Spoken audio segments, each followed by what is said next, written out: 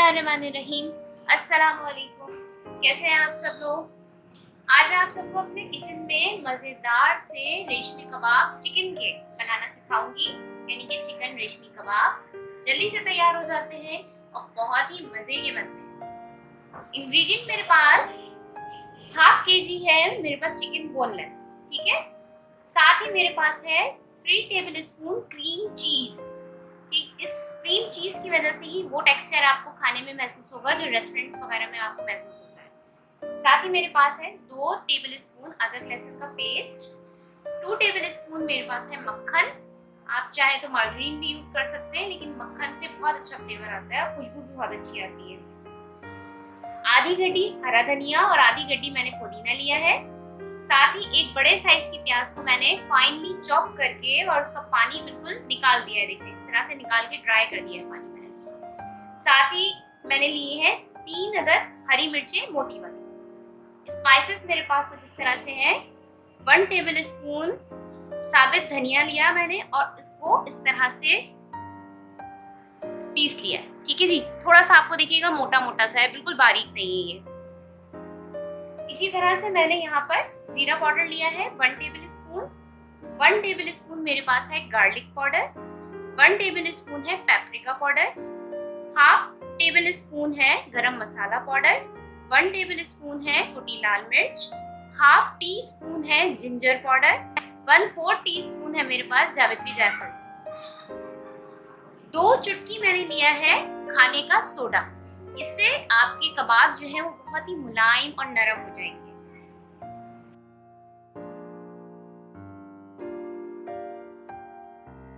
अब मैंने लिया है चॉपर जग और उसके अंदर मैं डाल रही हूँ अपने सारे इंग्रेडिएंट्स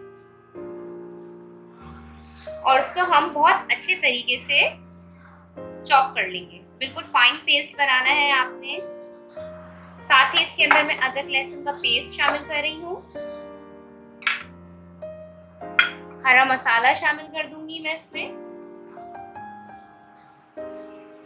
अच्छा जी, हमने पीस लिया है अपना मसाला। अब मैं इसके अंदर नमक शामिल करूंगी। मैंने पीसते टाइम इसमें नमक नहीं डाला था क्योंकि नमक और क्रीम चीज मिलकर थोड़ा सा पानी जो है वो छोड़ देती है, इसलिए मैं इसको पीसने के बाद अब इसमें नमक शामिल कर रही हूँ।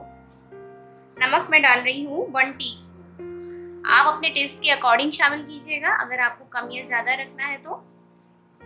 और अब मैं इसे अच्छे से मिक्स कर दूंगी। नमक मिक्स करने के बाद मैंने इसको इस तरह से बीच में फॉइल रखा है, इसके अंदर हम कोयला रख देंगे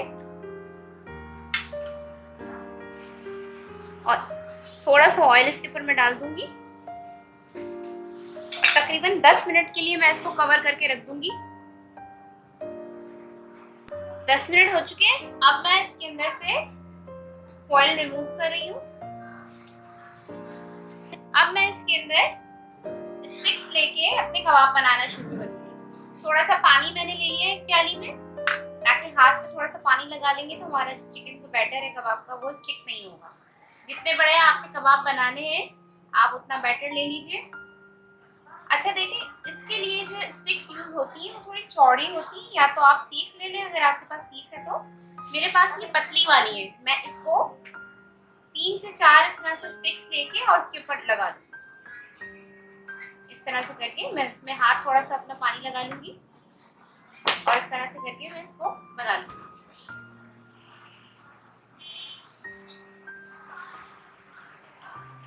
जितना आपने बड़ा रखना है आप उतने हिसाब से इसको बैटर लेके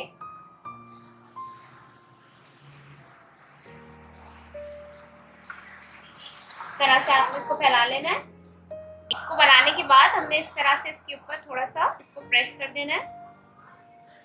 देखिए, ये आपका एक कबाब स्टिक जो है वो तैयार हो चुकी है।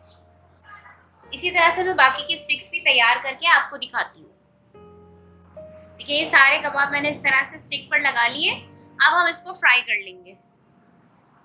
मैंने एक ग्रिल पैन ले लिया है, आप चाहें तो फ्राइंग पैन भी यूज कर सकते हैं और मैं इसको थोड़ा सा ऑयल से ग्रीस कर दूंगी। फ्लेम मैंने इस वक्त मीडियम पे रखा हुआ है और अब मैं इसके ऊपर अपने कबाब रखना शुरू करूंगी। आप लोग चाहें तो फ्राइंग पैन में कर लें, लेकिन शैलो फ्राई कीजिए, डीप फ्राई नहीं होंगे ये।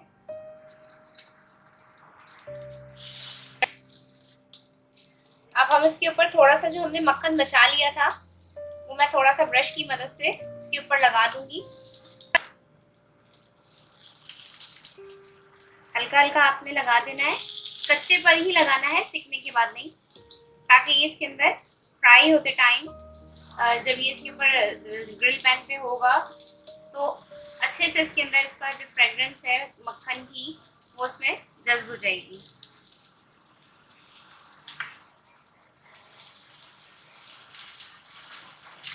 अब मैं इसको टर्न करूंगी। हमने बहुत देर तक इसको नहीं करना है क्योंकि इससे इसको सारा जूस जो है वो ड्राई हो जाएगा। ये कबाब हमें थोड़ा सा जूसी रखना है।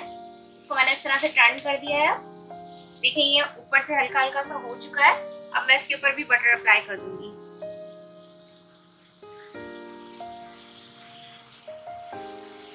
इस तरह से आपने इसके ऊपर भी बटर लगा देना है। फ्लेम को मैंने मीडियम लो रखा हुआ है, हाई पे नहीं कीजिएगा वरना जल जाएंगे कबाब। साथ ही इसके मैं हरी मिर्च रख रही हूँ, थोड़ी सी प्याज हम साथ रख देंगे इसके।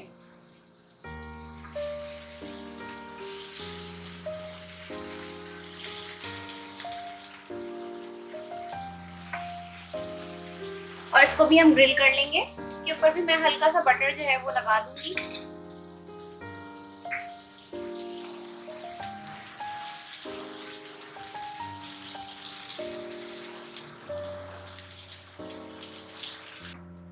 देखिए ये हमारे पास रेशमी कबाब जो है वो डन हो चुके हैं। दोनों तरफ से बहुत अच्छे तरीके से ये सीख चुके हैं। हमने इसको ओवर कुक नहीं करना है। इसको मैक्सिमम मैंने एक साइड को 5 मिनट सिर्फ रखा है और दूसरी साइड को 5 मिनट, और उसके बाद ये हमारे डन हो चुके हैं बहुत अच्छे तरीके से। अब मैं इसको निकाल लूंगी।